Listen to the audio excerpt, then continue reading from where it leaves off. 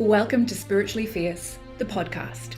I am your host, Dr. Rikki Jane Adams, principal and founder of the Institute for Intuitive Intelligence and creator of the Spiritually Fierce movement. Spiritually Fierce is not just a phrase. It is a movement of awakening consciousness of which we are all a part, if we want to be. In each episode, we'll explore what it means to be spiritually fierce, how to become it, and why it is the revolution in consciousness that will save the world. Join me and my fierce guests for deep conversations on spirituality beyond the trinkets and superstitions of the new age that will support you to increase your power to serve.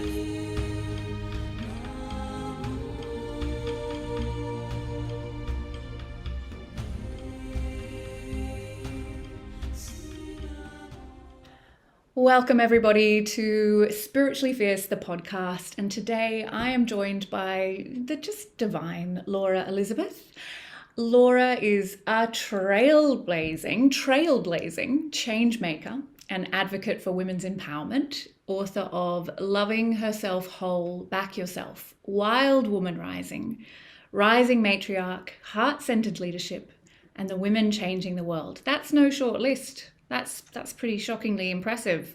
Director at Maven Press, Creatress of Kuntea, and owner of Laura Elizabeth Wellness Erotic Maven Medicine. You obviously just want to hang out with you. Like, who wouldn't want to hang out with you with that list? Laura is dedicated to creating intimate experiences for conscious women ready to step into a deeper layer of understanding of themselves, assisting them to embrace and embody their sensuality, reclaim their voices, and own their personal power. And we are going to be discussing or looking at your book, Heartcentred Leadership, which is your most current book, I believe. Most recent, baby, yes. It is for those of you watching on YouTube, and we'll put the image of that book also in the show notes for those who are listening. So, my darling, thank you so much for being here. We have so many connections and common networks and beautiful people, especially our beloved Amy, Temple of She. She's a, big kind of joining force between us, but this is the first time you and I are getting to have some solo time, and I'm so excited for that. Yeah, it feels like I know you so well already. Years and years of this enmeshed relationship, through all sorts of connections. So thank you for having me. It's very exciting to get to chat just us. Yeah, no, I agree. And I do think that word trailblazing is so accurate. It's, potentially an overused word in the world, but for you, it is like that. Whenever I see you share something, it's like there's a trail of fire coming off you. Like you just emit this energy, even across the internet, of something that is on fire with purpose. Like that energy is so present with you. And I think it's a really apt description. So I'm glad it's there in your bio. Thank you. And it really feels like that when the inspiration comes through, we can't say no. So we have to say, hell yes. And it's all systems go. Yeah. And you are all systems go. And I want to talk about, you are a really important guest for us to have, because this season is all about the writing process, the writing experience, why we're so drawn to it. But you are also on the other side as a publisher. And I think that for some people is a terrifying proposition. Okay, I've got a book or I've got an idea, and then there's all this terror around that. How do I translate it into a published book in the world? Yeah. What now? And that can be a reason why people never make that leap, just the fear of the unknown. And I love that you're in that space, because it is opening the door to normalize it, to make it, to pull back the curtain and to show people what's actually possible. So tell us about Heartcentred Leadership, because it is you in both roles as writer and publisher. Tell us about that book. That's correct. So with Heartcentred Leadership and, with all the juicy projects that I'm, currently doing, I spend a lot of time here. I'm in the hills of Perth, on this beautiful part of country, and I spend a lot of time barefoot, just grounding in, because there's a lot going on in my head at any one time. and in those moments of stillness, that's where the inspiration drops in for these projects. So with Heartcentred Leadership, it's no different, and it was all about calling in the authors, calling in the women, calling in the writers, calling in the the courageous change makers who are here to make a difference, who sit in their heart space, who are changing the world from a place of understanding and compassion, and how their stories have led them into what they're doing through their business. And they the call went out there, and they arrived. And what we've been left with is 19 incredible stories from all women of all walks of life, some in business, some retrospective, some just starting out, but really with that main thread, that main theme is that we are fully dropped into our heart space, and this is how we lead. This is how we move forward. This is how we change the world. Yeah.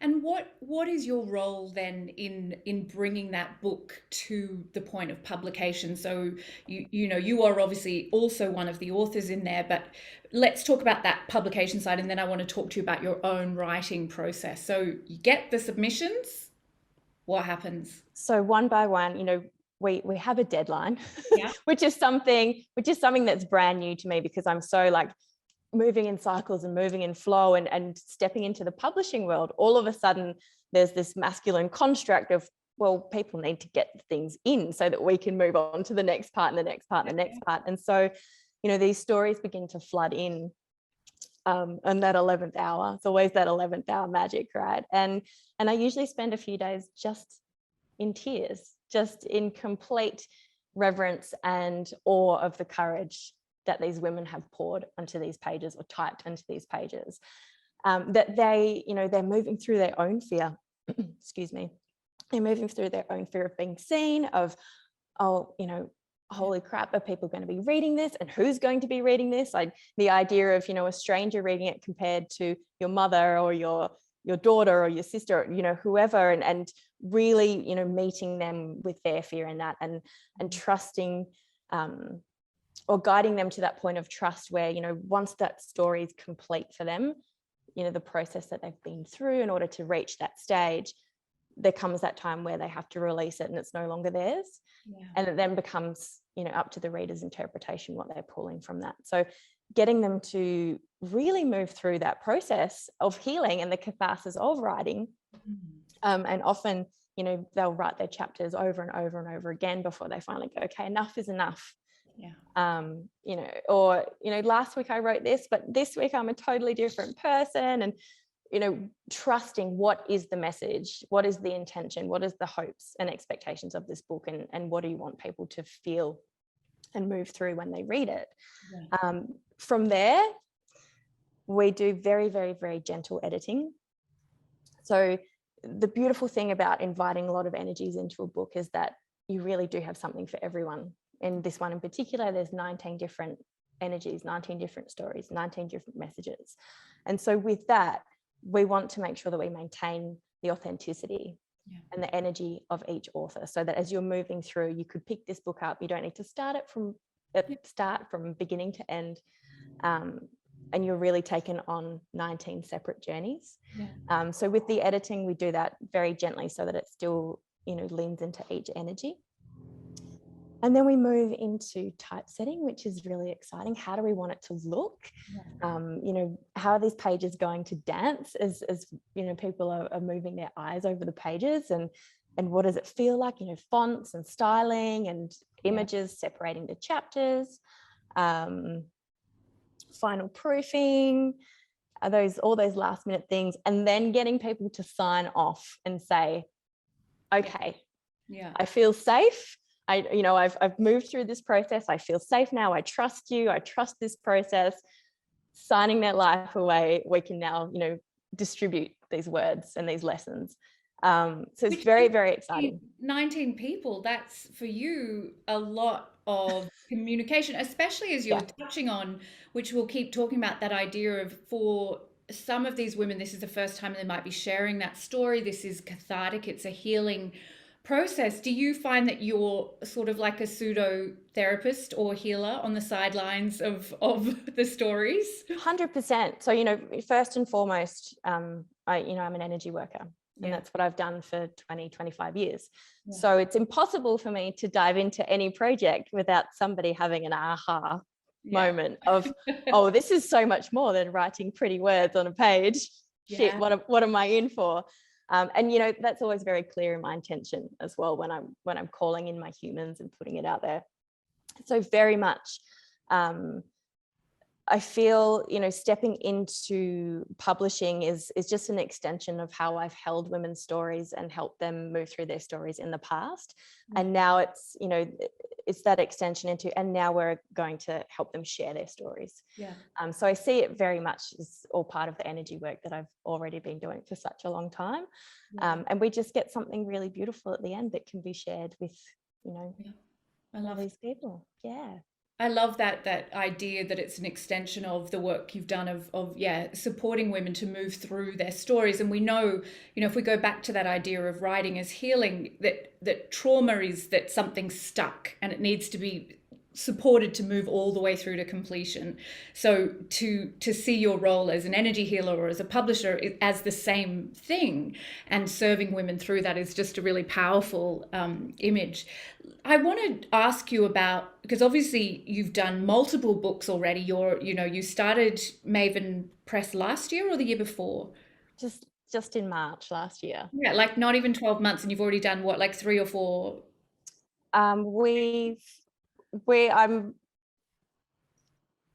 We're just about to publish the second and third, and then there's other projects that I've co-authored in. So why do you feel like, let's speak specifically about spiritual women, because that's who we serve, are so drawn to writing, and not just writing but publishing their work? Why? It's been a deep calling for me since I was tiny. I remember it. But why do you think so many of us share that yearning to share our work that way? I'll speak from, I guess, my own understanding and my own process. And I was taught to journal. So, you know, from very, very early days, sitting in circle, used to sit in the psychic development circle. You know, how do I control all these things that I know? And it was, you know, all about the journaling. And then I had, you know, this box full of insights, full of dreams, full of channeling, and full of just creative processes, you know, as I, you know, met the next layer of fear and the next layer of fear. And I could see, you know, that transition from childhood into adulthood. And just that knowing how to allow my heart to pour onto the pages was a hugely, hugely transformative and cathartic process of who I became as an adult. And when I went through my marriage breakdown, I turned back to those journals and filled up about 10 more. And they weren't always pretty. And that really became a lifeline for me through that process. My children, 2 of them were preschool at the time, and I think the other one was maybe pre-primary or year 1. So it was very isolating. And I would just spend those awake nights in between the tears and what have I done, and how am I going to manage as this solo mum with these children, and I haven't had a real job, and you know, so how am I going to navigate this? And so I filled journal upon journal upon journal. And then once I felt like I had found who the heck I was again, after a very, very long time, I was told that we were going to put it into a book. And I freaked out. And who told you? Who told me? Yes. God told me. Yeah. God told me. I told me. Yeah.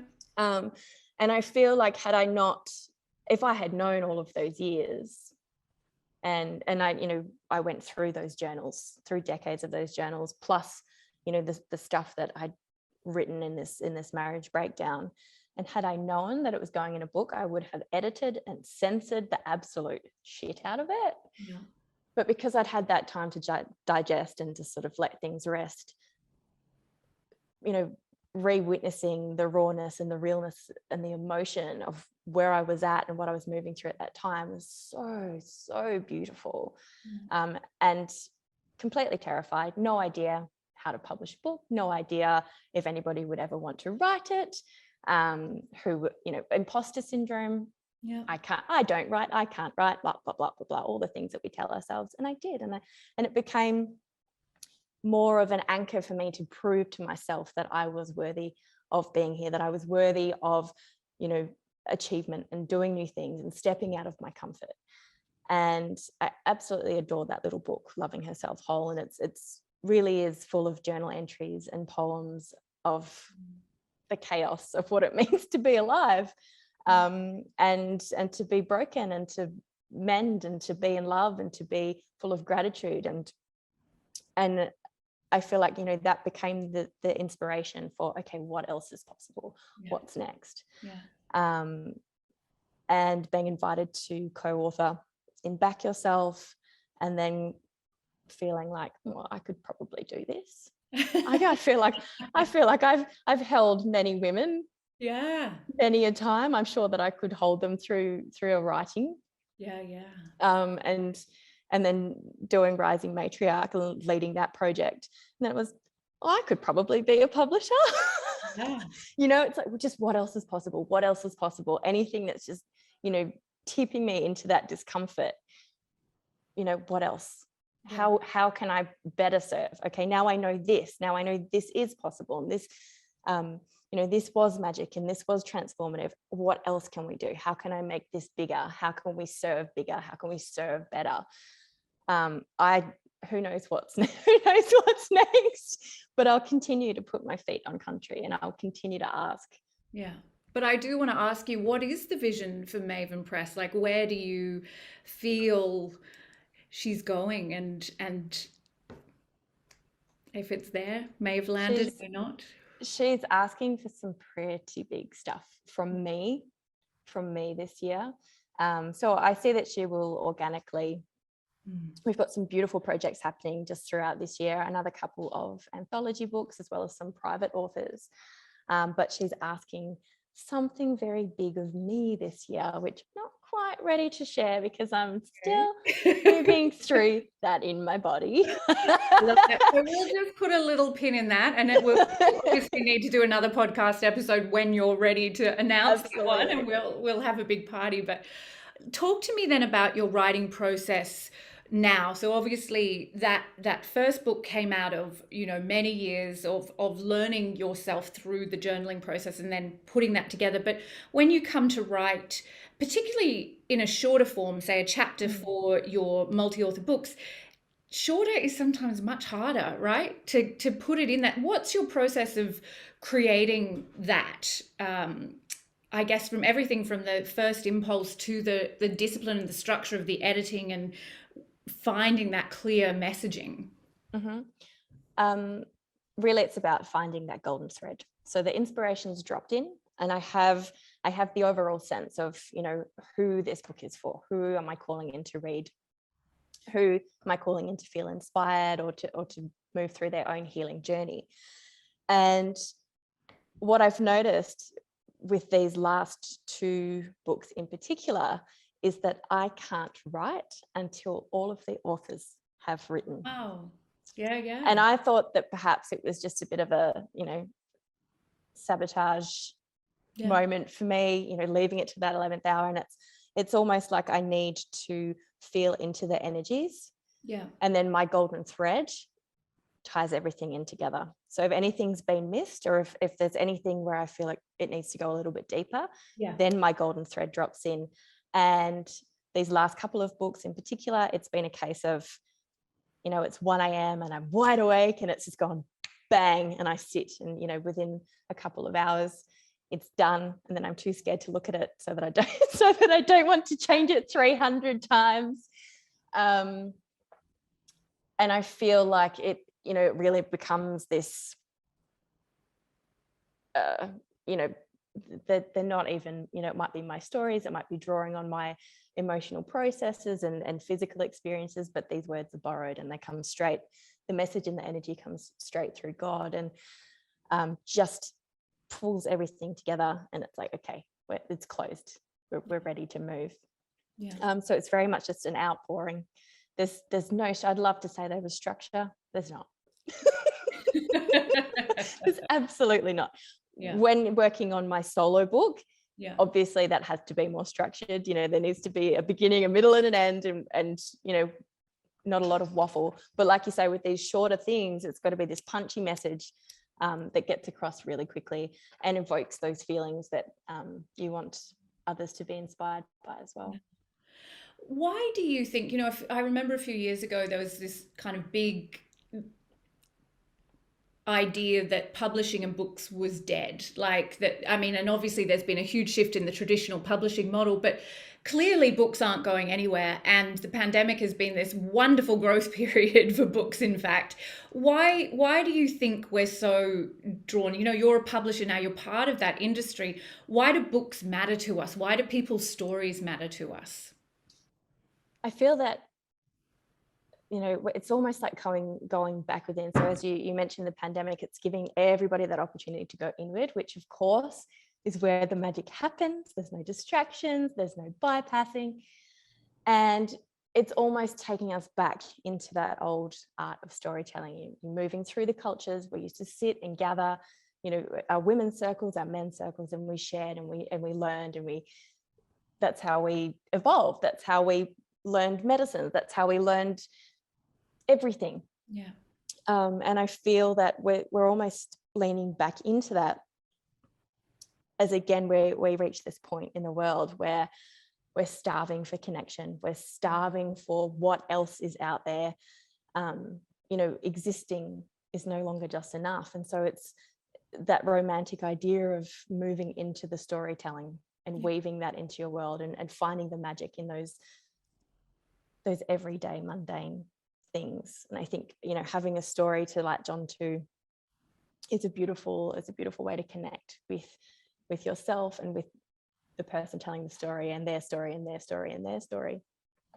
And I was going to say something else and I've completely lost it. If it comes back, you can let me know. I want to ask you some questions about you specifically, and this one you might not answer because you've kind of, I'm not going to make any assumptions. I'm going to ask. So, is there another solo book in the works for you?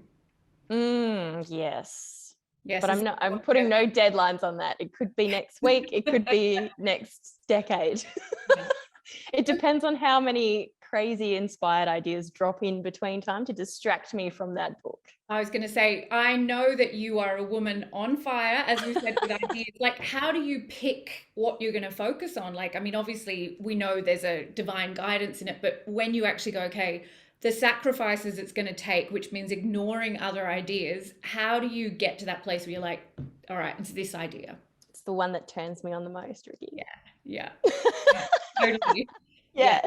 The one that, you know, when my eyes open in the morning and it's right there and my heart races and everything else can wait. Let's get this done. Yeah.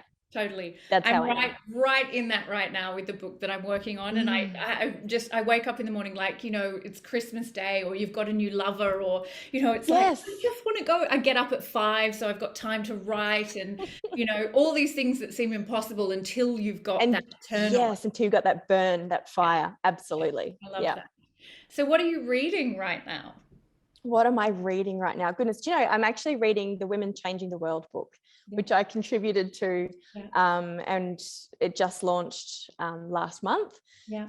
And so they arrived about 3 weeks ago, and I hadn't had the opportunity to read the other chapters yet. And it's quite a chunky one. There's 34 authors in that one. That's a big book. Massive book, massive energies, incredible women. So the kettle goes on and I'm just, you know, one chapter at a time in those moments of stillness when the kids start going, can we go on screens? I'm like, yes, actually you can. Yes. Because I need that hour.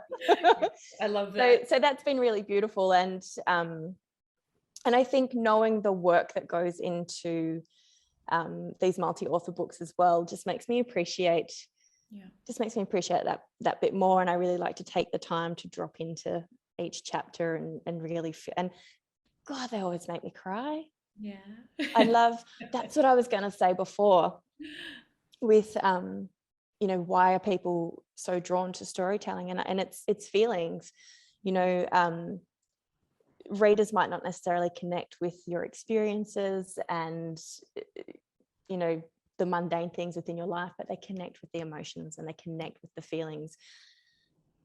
And that's why books are magic. That's why storytelling is magic, because that's who we are as sentient, feeling, delicious, connected beings. We want that connection. We want those feelings. Yeah. So that's why it's important. Yeah, I love that. And that catharsis again, you know, not just as writer, but as reader, you know, you're getting that opening to release whatever is needing to be let go. Having the permission Yeah. to go, oh, I feel that too. I'm not alone. Other people out there are as crazy as I am, or, you know, whatever it is. Yeah. All right, my darling. What's something people seem to misunderstand about you? So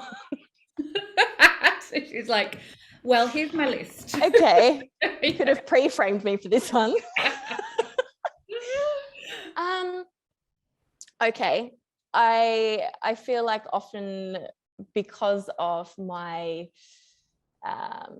sense of humor, that perhaps people feel I lack depth, when in fact it's quite the opposite.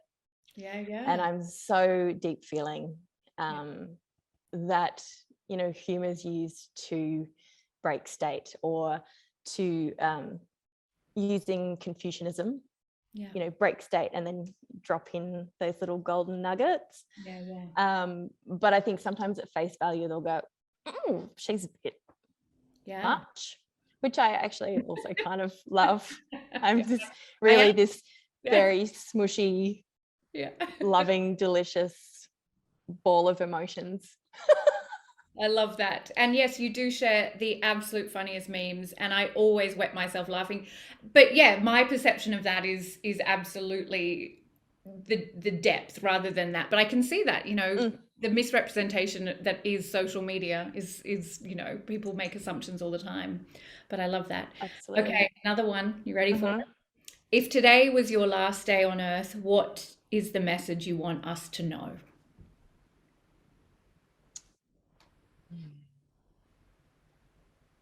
It's really simple. Just to love. I don't want to overcomplicate. And I also don't want it to sound like I'm bypassing the question, but just more love. Just more love. Yeah. It's really that simple. Yeah. Jema. Yeah, that's not a bypass. That's the hardest path and the simplest path at the same time. Yeah. So simple, we don't want to do it. Well, you know, it's like we arrive here and feel like everything needs to be overcomplicated, when actually just love. Yeah. Thank you, beautiful woman.